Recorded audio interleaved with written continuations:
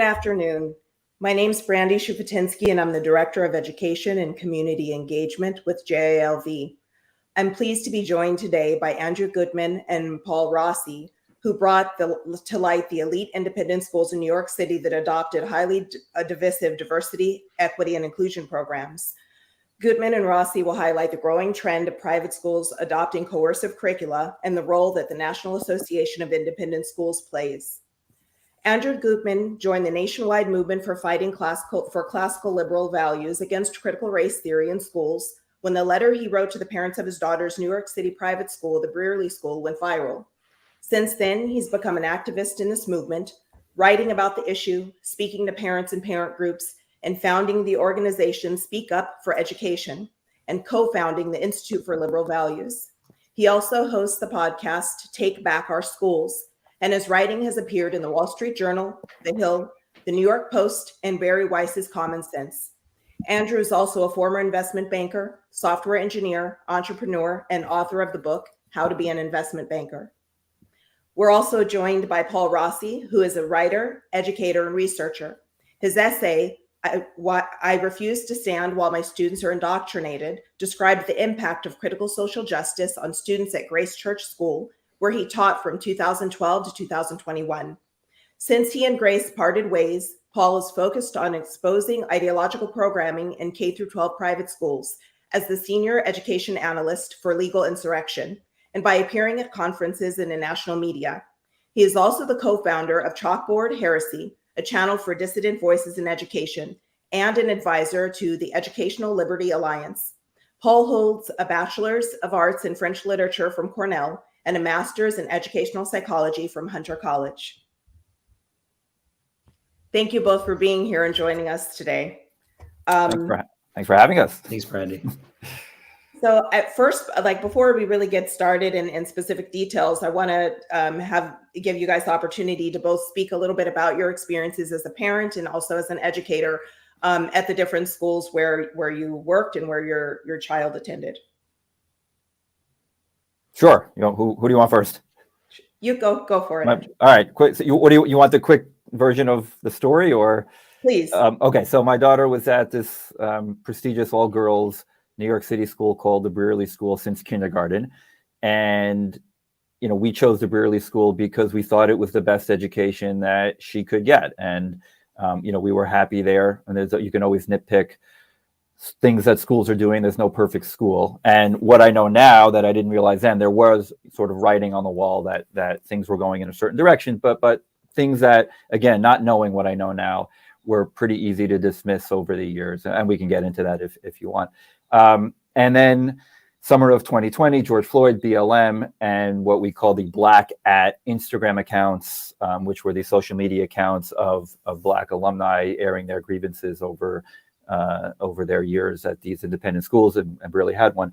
That summer, sort of everything changed. The mission, it was very apparent that the mission of the school completely changed from doing what a school is supposed to do and educating and all the things a school is supposed to educate in, and training, critical thinkers and fostering diversity of thought and all the things that you want a school, especially an elite school, and one like Brearley, which prided itself on training intellectually courageous girls. That was the mission, and the mission very clearly changed to educating, training activists, what we call social justice warriors. And, we were not happy with the direction of the school after that. Again, we can talk more specifically about that. We tried over the school year to get other parents to speak up. And I know that an awful lot of parents, and I say this then, I'll say this now, more than half of the families were very unhappy with what was happening at the school and this mission change, but we could not get other families to speak up. Everyone said, yes, I should write a letter. I should talk to the head of school. I should talk to the board. And keep in mind that this was COVID times. No one was allowed in the school, and no one was getting together with each other. And anyway, so when we made the decision not to re-enroll her for the next year, which was a joint family decision, myself, my wife, my daughter. Had my daughter wanted to stay in the school, we would have let her stay and tried to fight this more quietly. But she realized this was not the kind of school she wanted to be at, not the education that we had signed up for when we started. And so we made the joint family decision not to re-enroll her. And when we did that, I said, look, somebody has to do something. We've got to do something to try to get other families to speak up about these issues, save the school, save these kids, save the education. And I wrote a letter and I mailed it to every family at Brearley, and not expecting it to ever be read by any more than the families that I mailed it to. I thought maybe it gets picked up in, sort of the gossipy New York Post kind of press that just likes to gossip about fancy, expensive New York City private schools.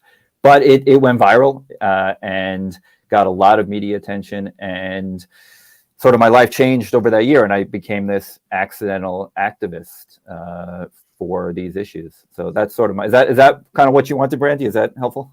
No, yes, Okay. very. And we could obviously we'll go forward from there, but I'll stop with that introduction. Yeah, in my case, in some ways, yeah, I'm very similar to Andrew's. In other ways, different in that, yeah, as a teacher at my school, which was Grace Church School, I've been teaching there since 2012, and I was, very excited to be a career changer, to change into education. I loved mathematics, and I wanted to become a teacher in high school. And in the beginning, I really loved the school. It was broadly associated with progressive, so-called progressive values today, which were about really bringing in more voices into the school, giving more opportunity for kids to excel. And I gradually started to see kind of an identity ideology creep into the school, affect the school's mission. In 2015, we explicitly became an anti-racist school, quote unquote. And on top of that, I started to see certain moral norms being, instituted in the school, things essentially broadly associated with quote unquote social justice, that started to have a chilling effect in combination with this focus on identity. And it really reached for me a breaking point in 2021, in February of last year, when during the pandemic, there was a racially segregated Zoom meeting, ostensibly about self-care for the students during the pandemic, where they can't see their friends. They have to stay home and do everything virtually. It's very taxing on them. And in the whites only meeting, and I don't know how else to describe that, the facilitator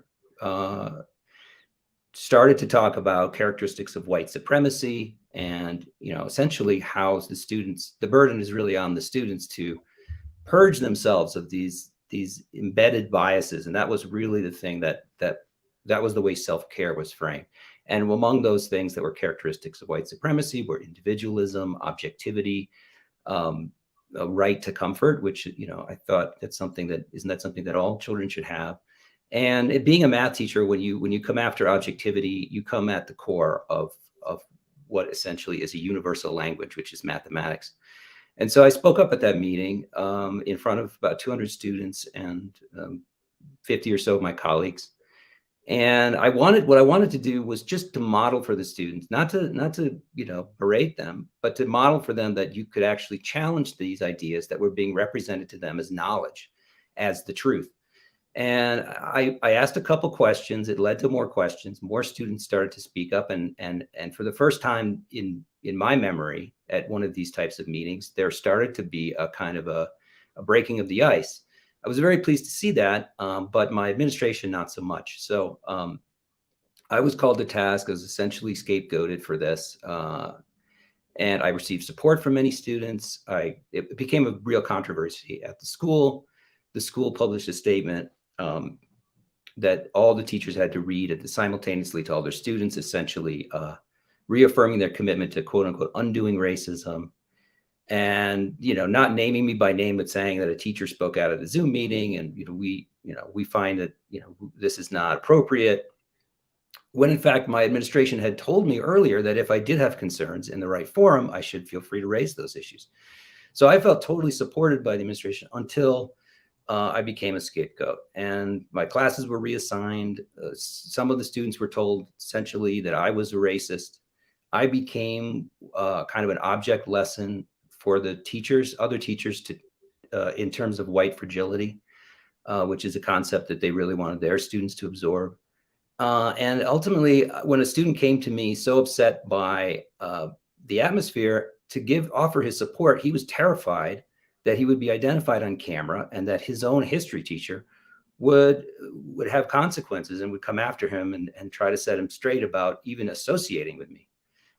Because by that time I was such a I was such a lightning rod. So the idea that students would be terrified to even be seen in a room with me at that point, that pushed me over the edge, and I decided to write the article that you mentioned earlier.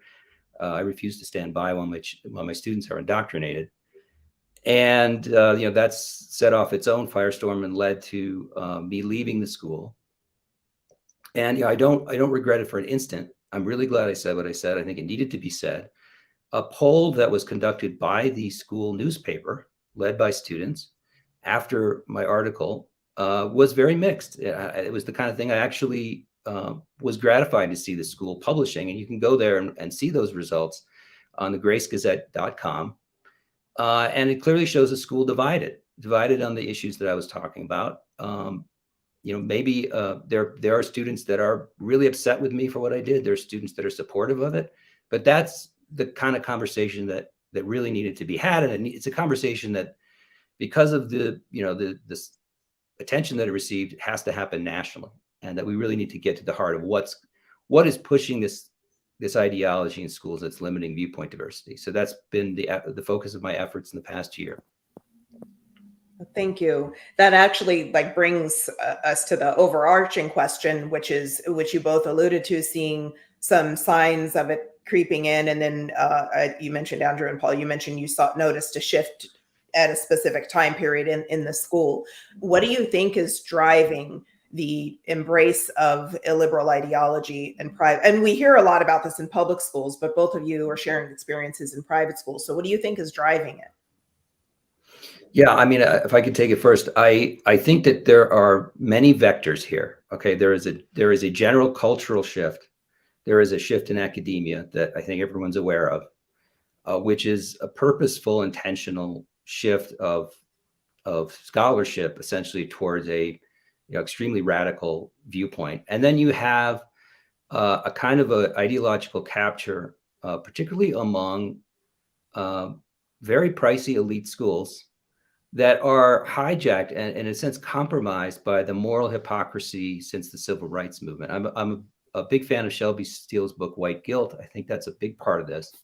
And then there are institutional forces. So there's the NAIS, which is the National Association of Independent Schools. And it's a nexus, it's a whole ecosystem, which is pushing through consultancies, through their own materials, through their data analysis, and through their networking, of people who are quote unquote experts in the latest scholarship around education, that they are being pushed through out to schools. And there's a revolving door with hiring firms and connections there. So I think that it's multifaceted, and it'd be great to talk about all those things.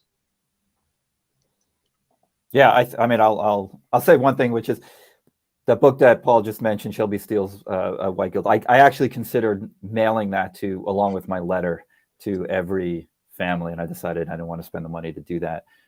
But I thought of doing that because it's really a counterpoint to what they are getting in school in the Ibram Kendis and the Robin DiAngelo books that they are all reading. Listen, we know this has been in the elite universities for a while. We know, as Paul said, I mean, this has been in education for many, many decades. And in some ways, progressive education goes back, more than 100 years. But certainly for many decades, this kind of, identity Marxism, whatever you want to call it, ideology has been in the education schools. And I didn't know that it was, when I wrote the letter a year ago, it's almost exactly a year, and Paul's letter was almost exactly the same time, a week or two before mine. I had no idea that this was beyond the elite New York City and maybe elite, West Coast California schools. I had no idea that this was everywhere, that this ideology in almost every private school and independent school, I should say, in the country, in almost every public school district. That was sort of eye-opening to me. Now we know that. I mean, sort of the whole world now knows that as this has become a movement.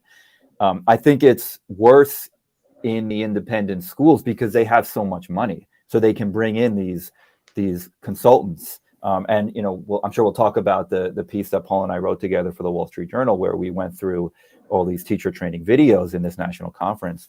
But we made the point that this is sort of the cutting edge.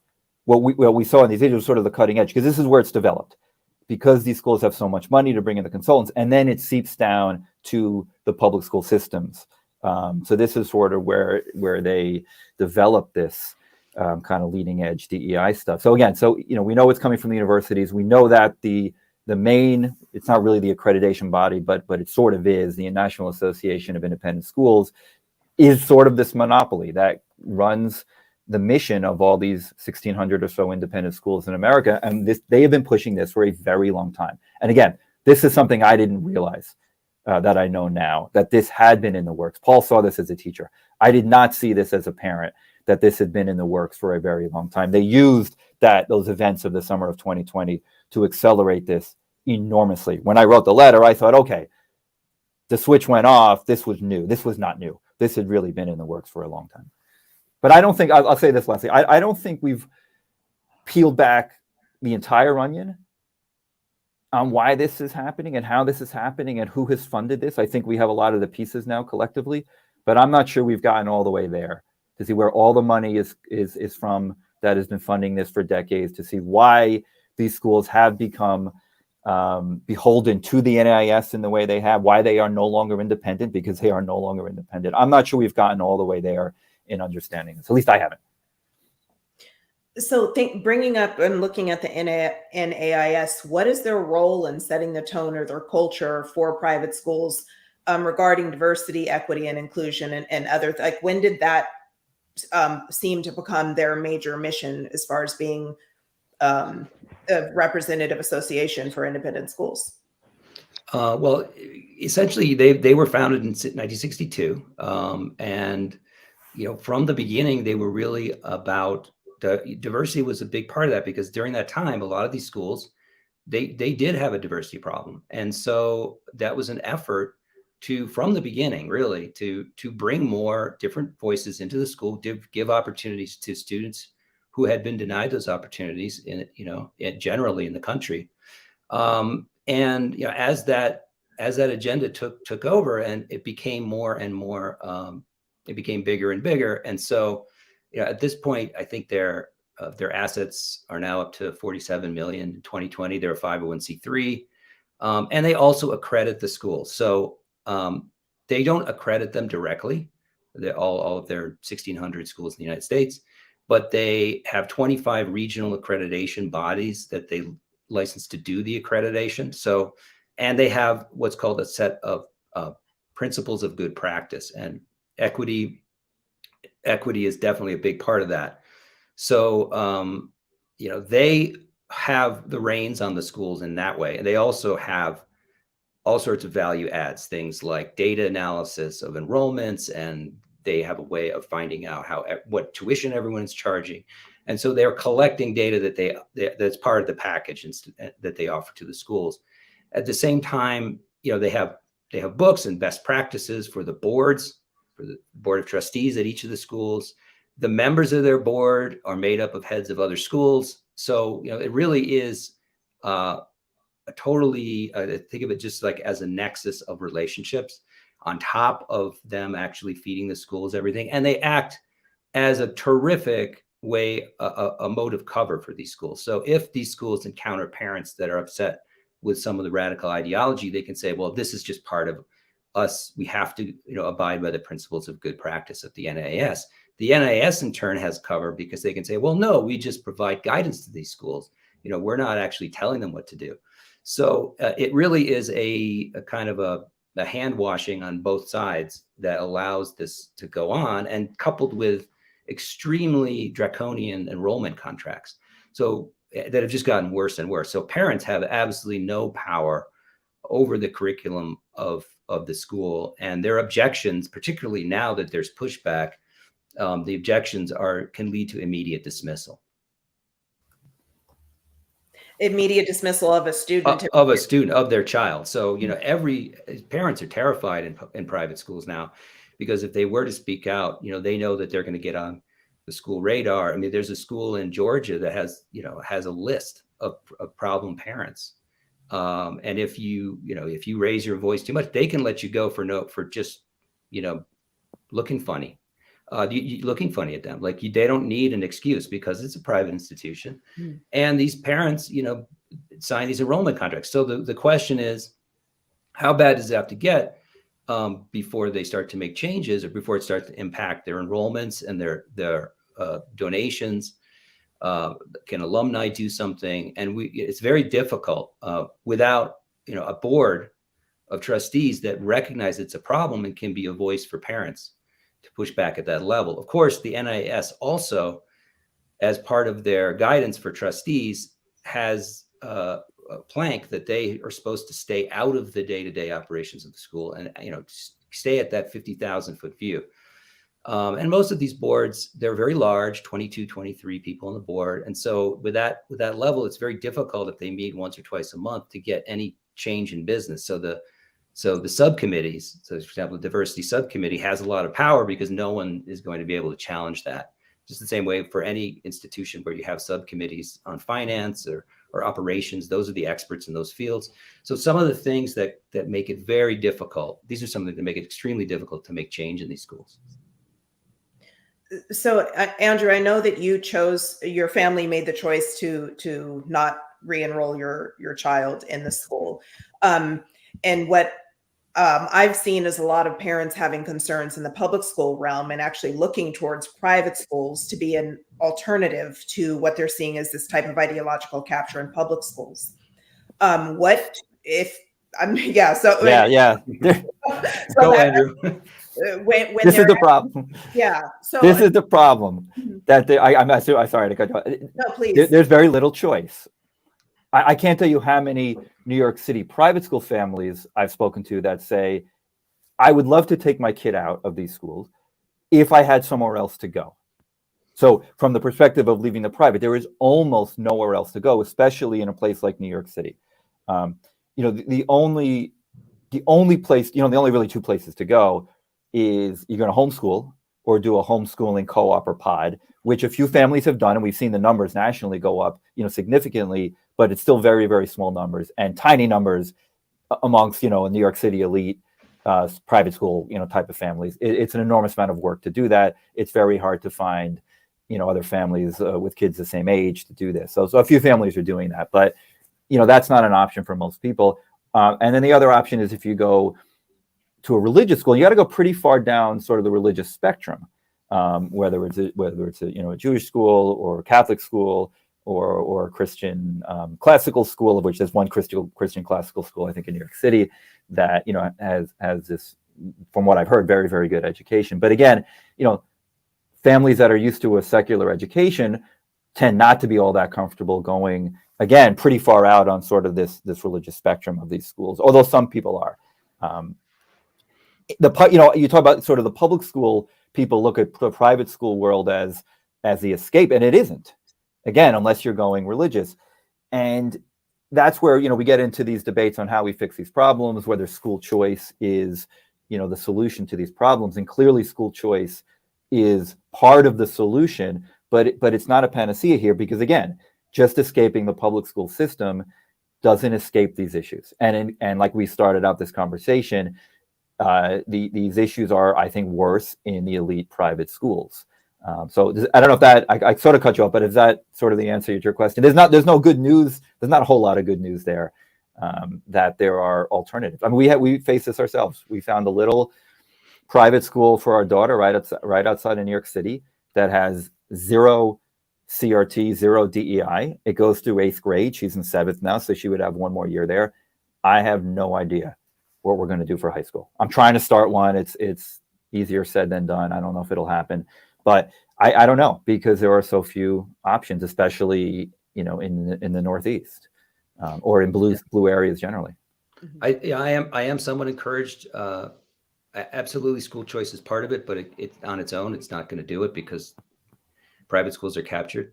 But alternatives. So the classical school movement is really picking up nationally. So we've seen 50 50 Hillsdale schools in Tennessee. There are classical ed schools starting in Indianapolis and Columbus. And I think that's going to really open opportunities for people who want to teach, who want to go into education because they love their subject. And they don't want to see an administration or outside consultants come in and destroy the identities of children and limit them and put blinders on them around ideology. And so I think there are green shoots in that area. Also in the charter schools, there's Ian Rose Charter School, Vertex Academies is opening in New York, and they're fighting with the powers that be in the unions and the general atmosphere. So but that's going to give opportunities to underserved populations in cities around the country too, which really the impact on those communities, I think, is worse because when we talk about DEI, yes, it's crippling to everyone, but who are the people that are going to be most damaged by this? I think the minority communities and underserved communities. So there are a couple of things I want to actually have you both speak on. One is this: we're hearing that we have for the past roughly 2 years this huge debate about CRT in schools, and whether it's CRT on its own or CRT through DEI. I'm talking about both.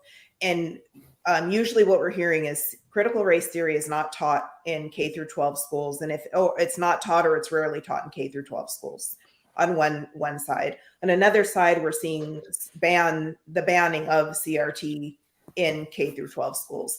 I want to hear a little bit about what you both think about that argument, that debate. You want to go? Yeah, sure. I am generally for the idea that communities should control what their kids learn.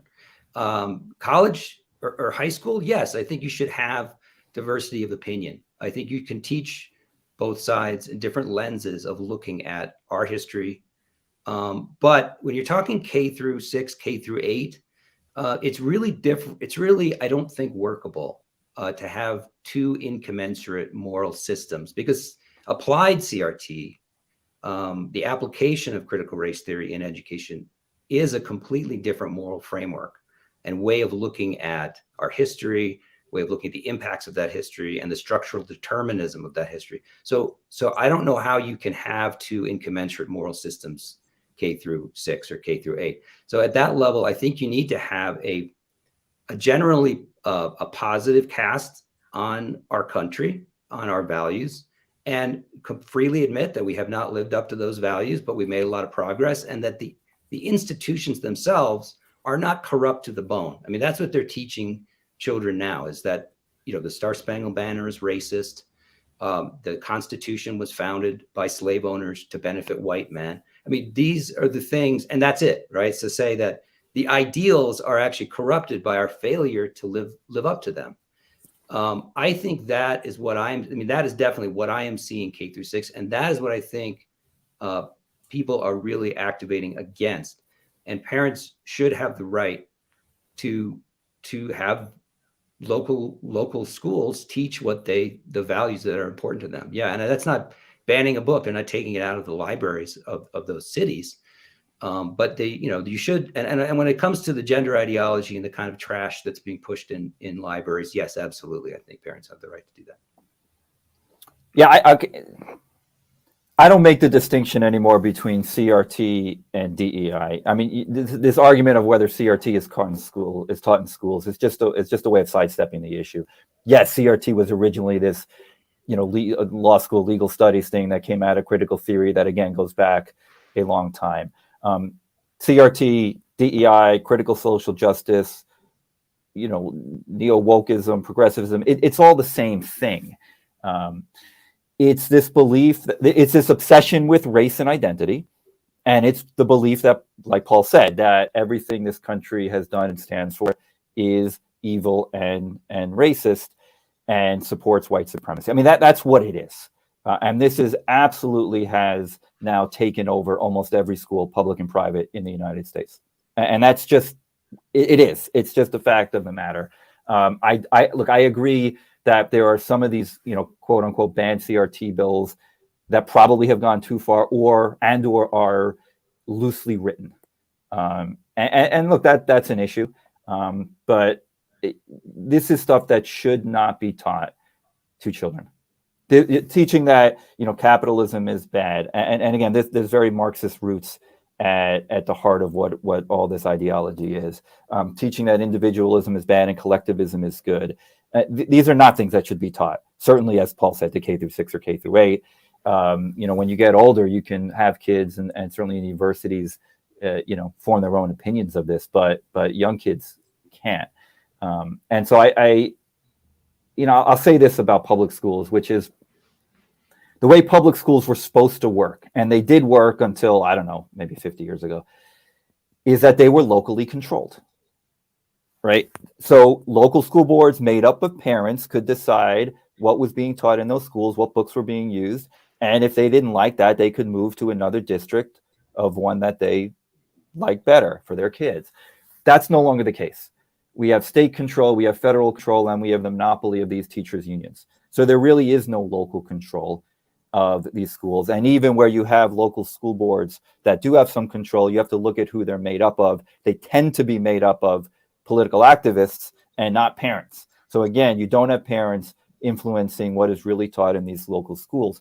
So if you had local control of these schools and parents could make the choice to move to a different district and see something else in their schools, then I personally would be against, state legislation that bans or dictates what's being taught in these schools. But that's not the situation we have. We have it coming down from, again, state, federal, teachers' unions. You have these monopolies. And so there, I do think you need legislation to get this very, very cancerous and toxic ideology out of schools. I don't know how we get it out, but at least, we're in a slightly better place than we were a year or two ago with that. So what do you say when people state that, well, teaching CRT is teaching real history, or the people that are against DEI and critical theory are against it because they're benefiting from white supremacy? I'll say two things. I'll say it's wrong. We get the criticism, those of us on sort of this side of the CRT, fight or debate. We're trying to say don't teach slavery, right, in schools. Don't teach Jim Crow. That's nonsense. Like, there's not a person in this movement, the anti-CRT movement, for lack of a better word, that is saying don't teach slavery, don't teach Jim Crow, don't teach, Trail of Tears, how poorly we treated Native Americans. That's absolute nonsense. So I start with that. But what was the? No, and the other part is just where, okay, there are people that say, well, teaching CRT is teaching real U.S. history, and those who are against it because they're benefiting from white supremacy. Yeah. So this gets into what Paul and I wrote in this Wall Street Journal piece, and Paul alluded to it earlier, which is, what is their definition of white supremacy? And I think Paul mentioned a few of them. Objectivity, right? Being a math teacher, that goes against everything you learn as a math teacher. Worship of the written word, punctuality, perfectionism. There's a whole list of things that they view as white supremacy. And then they get even further and say individualism, liberalism, capitalism. These are all considered, white supremacy culture, a part of white supremacy culture. What this is not an attack on the Ku Klux Klan. This is not, against, lynching. This is against the foundational principles of Western civilization. And we have quotes of these DEI practitioners saying exactly that, which is, we have to tear down, we have to dismantle Western society, because that is the underpinnings of this CRT or DEI or whatever you want to call it. It is about taking down what we consider Western civilization. And it's not just Western civilization. Yeah. So you want to jump in? Yeah, decolonize and re-indigenize. This is where there's one thing to see it in a classroom, right? To see it and be like, that's crazy. All right, this is way over the top. It's one other thing to see it in a teacher training where these teachers are going to go on and teach hundreds of thousands, not thousands of kids in their individual schools. And the conference that we were able to access was the NAIS People of Color Conference, which also has a student arm as well, the Student Diversity Leadership Conference, which runs concurrently, where they send kids, before COVID, they would send kids to actual places where they could get, inculcated in this identity ideology. But it really is something that's pervasive and totalizing and eliminativist in terms of tearing down and completely reframing these, private schools and education generally in the United States. What about the white supremacy thing, which is really interesting in that mischaracterizing and making everything about white supremacy, the things that Andrew was talking about, the idea that somehow this helps the students that need the most support, is criminal, right? To say that, showing up on time is a white thing. And if we're going to be culturally relevant in our education, then we need to, celebrate the opposite of that. And we're going to call that blackness. Okay. What does that do? What does that do to the kids who to be successful? They need the very things that they're being perverted to look at against, right? That's having an a bias against it. So I think that is criminal. I'm sorry. I think that is extremely destructive to the populations that they purport to be doing all this for. I think it's sad.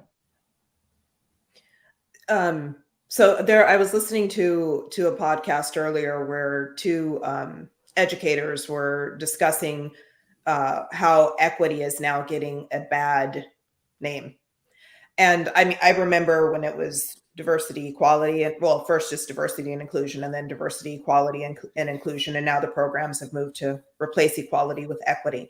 And I want to know if you have thoughts on the difference between equality and equity. And I'm asking, this question came to me because of what you just mentioned about what's been branded as white supremacy culture, and then what's been branded as, black culture or anti-blackness. Yeah, equity is equality of outcome. That's what it means. Based on I've probably seen, Andrew and I have collectively seen more DEI training than I think most DEI trainers at this point. So I think I can speak with some expertise on what equity is. Equity is equality of outcome. My own DEI director told me that at my school after a long conversation. Essentially, yeah, we want equality of outcome. But how do you measure equality of outcome? How do you measure equality of opportunity, which is what most people think? If you believe in equality, you think we could have a more fair society. You want to give people equal opportunities to succeed, right? It may be harder for some people than others, but the chance is there. If you go for it, you can make it. But they measure equality of opportunity by equality of outcome.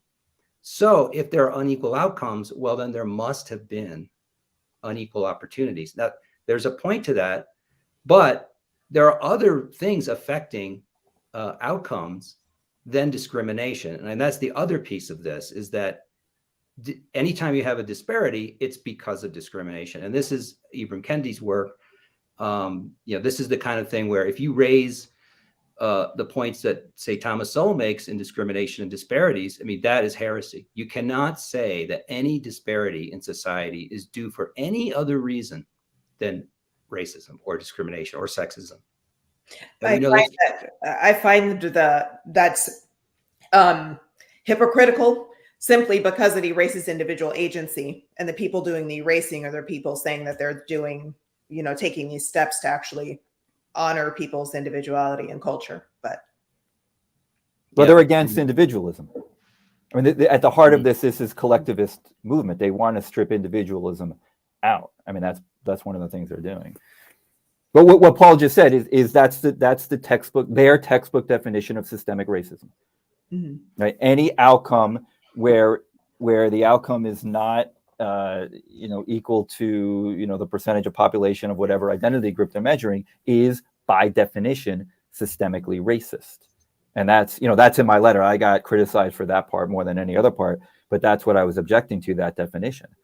Right? You cannot have another reason. It can't be the family. It can't be any other, not having two parents. It can't be any other reason other than the system. Now, I've said this a lot, which is we used to complain about racism. There's racism in this country. There always will be racism. But there was 5 or 10 years ago, it switched to systemic racism. Why? Because we have to attack the system. So what is equity? I'll go even a little bit further than what Paul said about the definition of equity, which is it's not just about equality of outcome. It's about tearing down the system. What system? The system of white supremacy. But what is the system of white supremacy? It's what we said earlier. It's all these things: objectivity, worship of the written word, punctuality, perfectionism, capitalism, individualism, all these things, and there's a bigger list. That is what they are tearing down. That is how they define equity. That's what people really need to understand. And that's the point that, I've been trying to make, and I think Paul the same, is this is not about teaching history, right? This is about tearing down the system. This is a revolutionary movement. And what is happening in elite private schools especially is you're training the new Red Guard, right? Similar to what happened in, Maoist China. You're training these elite kids, especially girls, because the girls are a lot more susceptible to this, to take this revolutionary collectivist ideology and then take it out when they graduate into universities and beyond into the rest of America. And that is what has happened, because it is now in almost every institution, every Fortune 500 company, in the government, in the military, this DEI revolutionary movement. That's the real message that I try to get across. This is, again, not teaching history. This is a revolutionary movement. And to Andrew's point, just like the Red Guard had Black identities and red identities, there were the 5 Black identities, which are the bad identities, and the 5 good identities, which are red identities. And the way that they work gender identity in concert with racial identity is that let's say that you belong to a morally compromised racial identity like white, then you can always find some moral privilege. You can gain it back if you join one of the red identities, and under this analogy, which are the good identities, which would be something like a trans or queer identity. So there is a form. People say that, applied CRT has no salvation in this religion, but it actually does. And that salvation is what's, I think, driving so much of the movement that we see towards among Gen Z students. This push, you're seeing a kind of a transmania towards these identities, which have terrible consequences for them, in the sense of medically.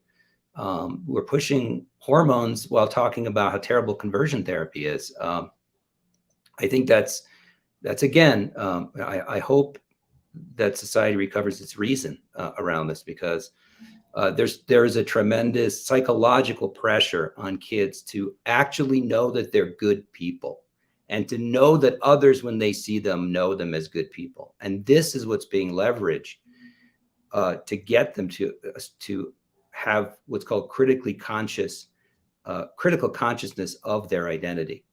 And then there is one correct way to be a Black person or a Latinx person or an Asian person in this schema of oppression. And that the correct way to be a white person is to acknowledge your privilege and to essentially, erase in different contexts your voice, and your only legitimate voice is as a quote unquote ally. So, you need to find something better than that, because if you're a cis heteropatriarchal male, there is this out clause that you can become queer, you can become trans, you can become bi, you can become demisexual, or whatever the 33 genders are. That's a way for you to recapture your moral privilege. So somebody commented how ethnic studies is being rolled out in California and actually across the country. I'm doing some work about around that, and talking about how it's CRT driven, and it's also, I think, part of what's kind of fueling the identity box education that we're seeing at least in public schools. Do you see something similar, not through a DEI program, but through an ethnic studies or social studies or history program? And maybe, I don't know, Paul, if you saw a math program. Sure. Yeah. I mean, equity math, it's a 80-page document, which is just, I would, if I was still a math teacher, I would have no idea how to actually, accomplish all the things that they say in this document. Things like, don't ask students to show work. because that would be that would cause harm, because some students, they don't show their work. But at the same time, you need to grade people, based on the work that they've done, or that you can't just, what am I supposed to do then? Actually, grading people on their work is a way to help people, because I can actually see their thought processes. If I don't see their thought process, all I can do is grade them on what the answer is. Or I could grade them the way Kendi says I should grade, which is, grade based on the interest or the curiosity of the child, or how much they really want to learn, which can always be represented, right? I mean, who doesn't want to learn? So it really is a completely unworkable set of standards, in my view. We also see this in equity grading. So equity grading is over the course of, say, a quarter, where you collect grades and you average the grades, and the grade is the average, and that's the thing. You're only supposed to grade according to the highest grade at the end. But of course, if you go from high to low, you don't grade the lowest grade, the last grade, as the grade. So it's there's double standards. It's completely contradictory. It leads to grade inflation. A student who actually gets A's all the way through the quarter is going to get the same grade as a student who got a bunch of C's and then an A at the end. I mean, how does that student feel who got A's the whole quarter? And all it does is it devalues that grade if you're going to look at grades, as far as getting into colleges. So it is not serious.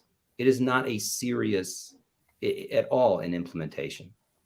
I'll say, sorry. Go ahead. No, yeah, take it. No, I'll say one thing about math, and then I'll talk to the broader issue. I'm going to make this example up, but I've seen similar type examples where, not just what Paul's saying, but you see a math problem, a word problem, where it used to be, Paul had 17 apples and Andrew had 18 oranges. How many fruit did they have altogether, or what percentage were apples? And now you'll see math problems like, 17 black men were murdered by white police officers last year, and 18 this year. Well, how many? What percentage was this year versus last year? So you're seeing social justice incorporated into math word problems, things of that nature. More broadly, and this is something that I don't think a lot of people realize, we kind of think of this, okay, if there is whatever we want to call it, CRT in schools, it's mostly in the social studies and history curriculum, and that gets to sort of your question on the ethnic studies. It is not. It is in everything. And that was one of the eye-opening things about watching these teacher trainings. We saw a video on how to incorporate this into science class. Right? Their talk about how to incorporate this into art, into music, into gym, PE. This is in everything. What they're saying, there's this one, this still kind of blows my mind, this one video. If you don't incorporate DEI, or CRT, whatever you want to call it. They call it DEI, or the work. If you don't incorporate this into every aspect of the curriculum, that is considered curriculum violence. Violence, right? Yeah, I think the specific thing is that if you don't talk about queer history in STEM, you're doing curriculum violence. In STEM, right? In STEM. Okay, like. There, I actually know, Alan Turing, we could talk about ways to do that, but like that, to call that violence, and it's not a metaphor. Okay. The presenter says like, no, this is literal violence. So, and this is a theme, just to go back to what Andrew said, talking about every subject as a vector for CRT based DEI. I mean, there was one presenter who said, it used to be that DEI was one thing on the plate, and now it is the plate. And we're happy about that. Yeah. So everything must kneel, bend the knee to DEI, because DEI is the moral framework for everything. And that's the education they really want the kids to have at this point. And that's, you asked before about what does equity mean? What Paul just said, that is what inclusion means. Inclusion is not just, it has to be a good environment for minority kids, minority of any identity. Inclusion means that every aspect of DEI has to be into every aspect of the school. Books in the library, the way they communicate to parents at home, every subject, every age. We have this great quote, great in certain sense, kindergartners are natural social justice warriors. This isn't just about high school or middle school. This is from kindergarten or even in preschool all the way through. That is what the word inclusion means. all these words, DEI, and we talked about, they're really 5 words now: diversity, inclusion, belonging, equity, and justice. That's really the real framework, although they call it DEI still. All those words mean something very, very different. Inclusion means this has to be in every aspect of the school, and everybody has to be an ally, or else we don't want you in the school. But an ally for what? Like an ally for the correct set of ideas for your group identity, right? It's not enough to just be Black and have an idea. You have to have the Black idea with a capital B, which is a certain set of oppositional, revolutionary, critically conscious ideas about oppression in society. And if you're a Black person that doesn't align with that, well, then you ain't Black, in Biden's words. So somebody asked a question in the comments: do any states have legislation that prohibits ideological bias in schools? In the United Kingdom, I believe that it's in the Education Act, a provision that requires balance and prohibits bias. I think something like, I don't know the numbers, maybe 25 schools have passed some sort of anti-CRT legislation, to my knowledge, and I could be wrong about this. All of them only affect public schools. I don't believe that there's any legislation that impacts private schools. If I'm wrong about that, I apologize, but I think that's right. Paul, I don't know if you know. I don't know of any either. Yeah. I mean, one of the things we really have to tell Republicans who are running it up in this midterm is get them to understand that just saying school choice is not enough. To go back to your earlier point, this is something bigger than school choice. This is about a culture and pushing ideas everywhere. So I don't know how to write legislation on that. I'm not a legislator, but I think that there is a kind of a libertarian streak maybe in the Republican Party that sees things in terms of just school choice is the answer, and I think that's not going to do it. But I want to say something, which is the most there's a lot of disappointing things that have sort of come out, and I've realized in the last year. But one of them is that this issue has become so politicized, that this has become only a right versus left, Democrat, Republican, conservative, liberal issue, because it is not. And I tried to make that point. I wrote an op-ed in the Hill shortly after my letter, and I tried to make that point. This is a parents' movement, and we saw that in Virginia with the gubernatorial election there. We saw that elsewhere. We'll see that, I think, in the midterms. But this is not, it has become partially a right-left issue. Clearly, the Republicans have taken this issue, this culture war issue, and have been successful and will, I think, continue to be successful with it. But I know an awful lot of New York parents that will consider themselves lifelong Democrats, lifelong progressive, Bernie Sanders supporters until recently, that are furious over what is happening in these schools. There are communities like the Asian community that is furious over the anti-meritocracy aspect of this CRT stuff or this DEI stuff. So this, we live in this hyper-polarized world. It is what it is. But this issue of what is going on in schools should not just be a right-left, Democrat, Republican issue. This is whatever the number of progressives are, 10 or 15% versus almost everybody else. Because almost everybody else, when they understand what is really happening in these schools, and it's hard for them to understand it because no one is transparent about this. But when they understand that, they are against it. And that's what this really should be about. But again, we live in this polarized world. No, I'm glad you mentioned that, because I agree with you. I think that it's become partisan where it shouldn't be. If we're talking about student learning, that involves everyone. And just to answer the question, each state does have education codes. I know that in California, there are specific codes that are state and specific ones district by district that actually speak on balance and against biases being presented through curriculum. Obviously there are those who are trying to push back against that and are in many cases, unfortunately, being successful in implementing biases in curricula. We see it in public school, we see it in private schools. I have to ask, I have 2 questions. The first one, hearing all of this, it sounds like, okay, there's like a tidal wave of negativity coming into schools, and whether you're in public or private, there's nowhere to go. What do you suggest parents, students, teachers, community members do if they're concerned and they're actually wanting students to learn in a way that isn't steeped in identity politics? I don't know. As a parent, Andrew, I mean, what do you think?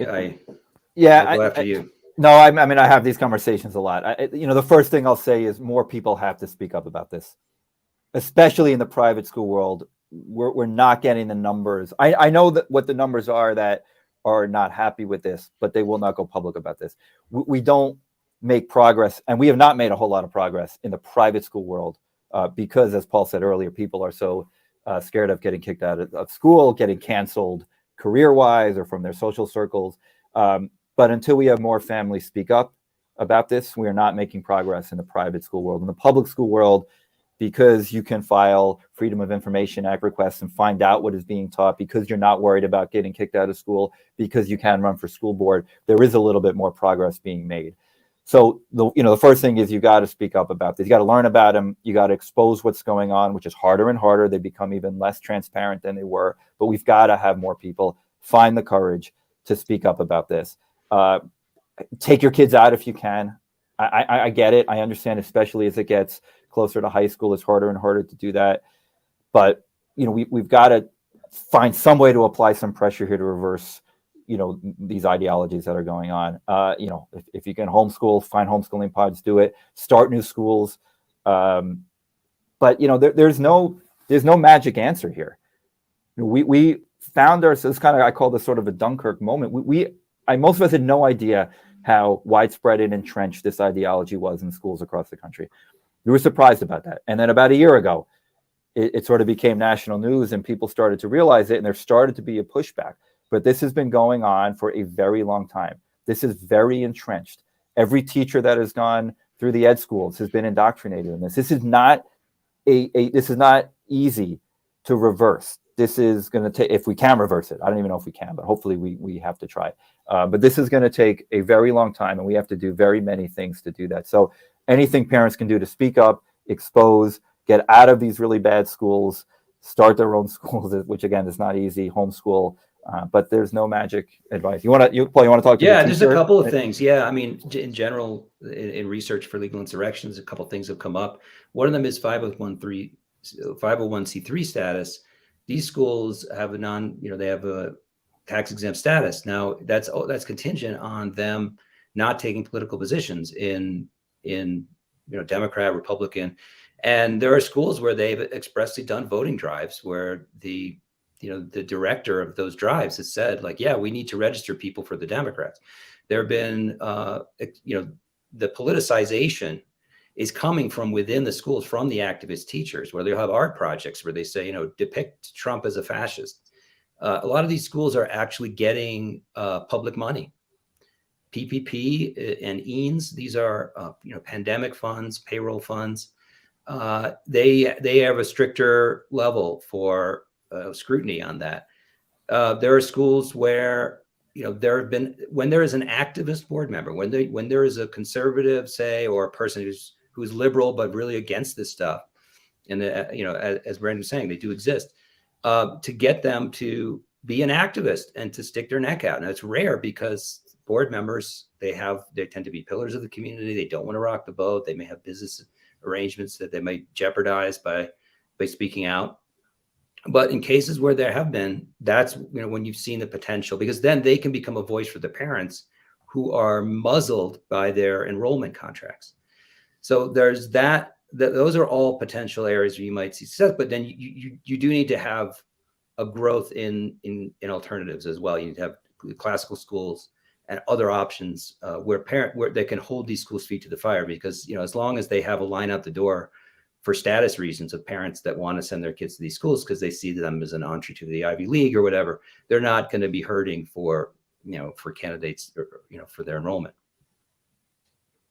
Thank you. I have one last question. If I just want to know if either of you have a thought on this. So as a member of the Jewish Institute for Liberal Values team, I have to ask how you think critical social justice ideology impacts Jewish people. Yeah, I'm actually writing a long piece on that for a Jewish journal. So I'm Jewish. There's aspects. Okay.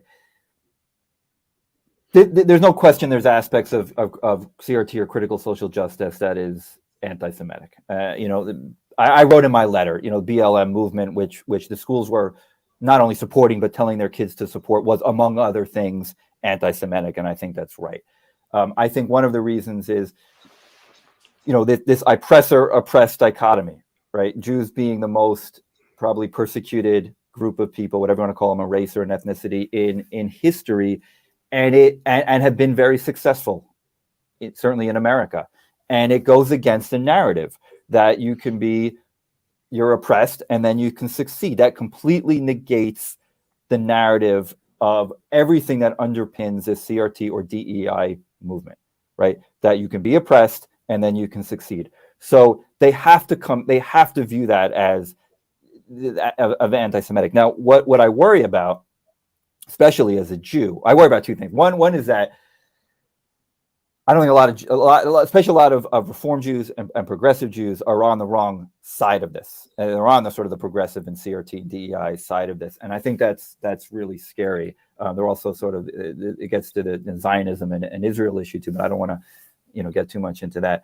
But I think we're in for tough times in this country economically. Clearly, inflation. Again, I don't want to get this too far off topic, but Jews are successful here. And if we do hit tough times and inflation is high, and it will be, or financial crisis, and who do you go after? And so they're laying the groundwork. This CRT DEI ideology lays the groundwork to then go and attack the Jews, and not just the Jews, and they attack the Asians too, but certainly the Jews. And that has happened countless times right throughout history. And I see that happening again. And I've said this a lot. I don't know if we're in 1932 Germany or 1936 Germany. I don't know. Maybe that's a bad analogy, but I kind of feel that in some ways that's the case. And I just think more Jews have to be cognizant of what underpins this movement and how it is at its core anti-Semitic, because the Jewish experience negates the core thesis of this movement. So I'll say that and stuff like that. Yeah, I just to add to that, we've seen throughout history the scapegoating of Jews. That's a huge concern, I imagine, and and I will also say that Jews, just like Asians, are very convenient intersectionally when the social justice warriors find it to be so. So what does that mean? Well, if you have a conflict between a Jewish person and a white supremacist, well, then the Jewish person is a perfectly legitimate oppressed candidate, and they'll be celebrated. But if you have a situation with a Palestinian activist and a Jewish person, well, then the Jewish person is compromised and they're the oppressor because they're higher up or lower down on the intersectional stack. And then also to second what Andrew said about if you are on the wrong side of a disparity, if you are a victim of disparity, well, then it must be because you're oppressed. The corollary to that is that if you are successful, then you can't have been oppressed. And they do this. So in order to explain that, they have to talk about internalized whiteness, white passing. They have to find some way to attach the instance of success, either as an individual or at the group level, to white supremacy in order to maintain the consistency of their belief. So that is something, it's held together with duct tape and baling wire. And, we need to dismantle that, to borrow that terminology. Well, thank you both, Andrew and Paul, for taking the time to speak with us today. It was very informative. And I think that we're in for a little bit of a long fight from the sound of things, but it's great to have the two of you and other parents and educators and just concerned Americans coming together and speaking out. So thank you. Thank you, Brandy, for having us. Thanks for having us. Appreciate it.